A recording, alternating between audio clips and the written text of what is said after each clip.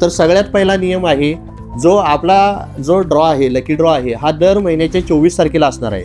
पण जो सभासद दर महिन्याच्या 20 तारखेपर्यंत पैसे भरतो तोच सभासद कॅशबॅकसाठी पात्र राहणार आहे. आता दुसरा नियम आहे, 12 महिन्याचे पूर्ण हप्ते सभासदाचे वेळेत जमा असणे गरजेचं आहे, तरच तो सभासद कॅशबॅकसाठी पात्र राहील. तिसरा नियम असणार आहे, योजना संपल्यानंतर 3 महिन्यानंतर सभासदाला कॅश दिली जाईल आणि त्यानंतर 3 महिन्यात त्यानं ती रिटर्न घेणं गरजेचं आहे. त्यानंतर 3 महिन्यानंतर जर तो रिटर्न घ्यायला आला तर त्याला वस्तूच घ्यावी लागेल, पैसे परत मिळणार नाहीत. कृपया याची नोंद घ्यावी.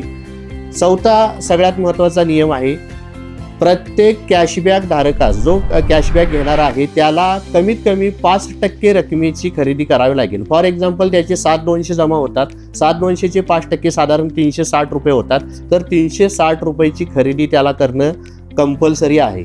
आणि पाचवा सगळ्यात महत्त्वाचा नियम आहे की जो सभासद कॅशबॅक घेतोय त्यानं नवीन योजनेमध्ये परत सभासद होणं अतिशय महत्त्वाचं आहे. या सगळ्या नियमांचं पालन करून त्याला कॅशबॅक दिली जाईल. आता ही कॅशबॅक किती मिळणार आहे?